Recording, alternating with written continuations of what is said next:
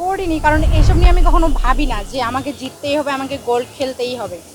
আমার সবসময় আমার ভিতরে থাকে যে ইনশাআল্লাহ আল্লাহ যদি লিখে রাখে আমি আমার সর্বোচ্চ চেষ্টা করব, আমার সবটা দিয়ে চেষ্টা করবো আমার দেশের জন্য কিছু করার।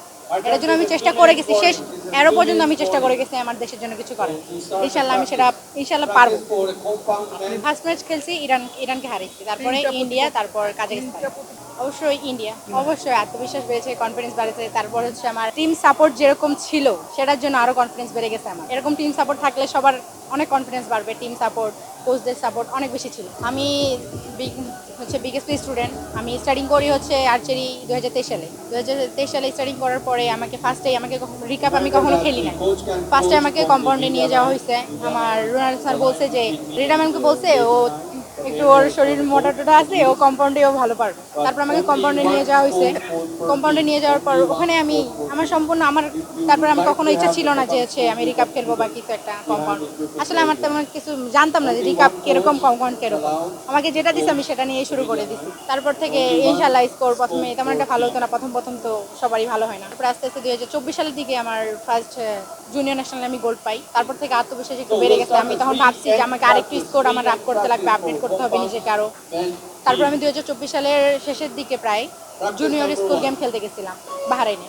ওটা আমার ফার্স্ট ইন্টারন্যাশনাল গেম। তখন আমি ব্রোঞ্জ ফাইনাল ম্যাচ পর্যন্ত খেলছিলাম, সেমিফাইনাল পর্যন্ত। জি না, আমি ওটাতে ব্রোঞ্জ পাইনি যেহেতু আমার বাহারাইনে স্কুল গেমস ছিল। তারপরে আমি হচ্ছে সিঙ্গাপুর এশিয়া কাপ খেলি। তারপরে আমার ওয়ার্ল্ড চ্যাম্পিয়নশিপ কোরিয়া, লাস্ট এই যে এশিয়ান গেমস। এই স্বপ্ন সবাই দেখে, আমিও দেখতেছি। ইনশাল্লাহ দেশের জন্য কিছু একটা করতে পারি, চেষ্টা করলে ইনশাল্লাহ চেষ্টা করব। এটা তো শিওরলি বলা যাচ্ছে না যে আমি গোল্ড মেডেল পাবো। আমি যে আমি চেষ্টা করলে সম্ভব, আমি চেষ্টা করব। আর দেশের জন্য কিছু করার আমি আমার সর্বোচ্চ দিয়ে চেষ্টা করব দেশের জন্য কিছু করার। আমার বাসা ঠাকুরগাঁ জেলা, আমি রংপুর বিভাগের মেয়ে। আমার বাবা হচ্ছে মুদিখানার বলতে একটা ছোট পান্নার চার দোকান করে। সাথে আমার আম্মু হেল্প করে আমার বাবাকে। আমার বাবার নাম মোহাম্মদ ওসমান গনি, মায়ের নাম বিউটি বেগ। আর আমি হচ্ছে একটা সাধারণ একটা স্কুলে পড়তাম। সেই স্কুলে মোটামুটি এমনি খেলাধুলা হইতো। স্কুলের নাম Salandar high school, Thakurgaon Salandar high school. ওখানে একজন ক্রীড়া শিক্ষক ছিল, তো উনি দেখতো আমার খেলাধুলার অনেক আগ্রহ। তো উনি বলছে যে বিকেএসপিতে ট্রায়াল দাও তুমি। আমি বিকেএসপি চিনতাম না আসলে, বিকেএসপি মানে কি আমি কখনো শুনিও নাই।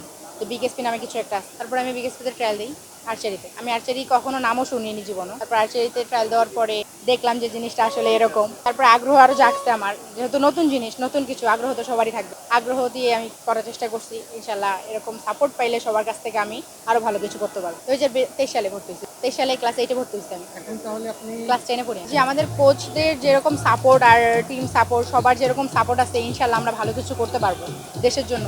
যেমন নেক্সট অলিম্পিক আছে, ইনশাল্লাহ কোয়ালিফাই করার সম্ভাবনা আছে। যারা যেভাবে আমরা প্র্যাকটিস করছি, আমাদের কোচরা অনেক হার্ডওয়ার্ক করাচ্ছে আমাদেরকে, ওনারা অনেক খাটতেছে আমাদের পিছনে। আমরা চেষ্টা করব তাদের জন্য কিছু করার, দেশের জন্য কিছু করার। অবশ্যই, কারণ সবারই স্বপ্ন থাকে অলিম্পিক খেলার, সেরকম স্বপ্ন আমারও আছে। না, আমার সাথে এরকম কখনো কিছু হয় নাই আমার ফ্যামিলি থেকে, কারণ আমি অনেক সাপোর্ট পাইতাম। আমার মা, আমার বাবা ওরকম ভাবে আমি চলাফেরা করতাম না, কারণ চলাফেরার একটা সমস্যা থাকে, তাই প্লেজিং করে। কিন্তু আমার চলাফেরা ওরকম ছিল না, এটার জন্য কেউ কিছু বলতে পারে না।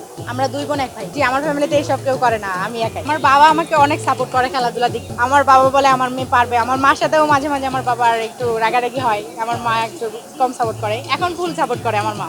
আর চাইতে নাচলে হয়তো বা কিছুই হওয়া হইতো না, খেলাধুলা ছেড়ে দিতে হইতো। হ্যাঁ, এরকম লেখাপড়ার দিক দিয়ে তখন একটা চিন্তা ভাবনা আসতো, কিন্তু ছোটবেলায় তো স্বপ্ন দেখতাম যে ডিফেন্সে জব করবো। যে স্বপ্ন আছে, কিন্তু কোন ডিফেন্সে যাবো এখন পর্যন্ত বলা সম্ভব না।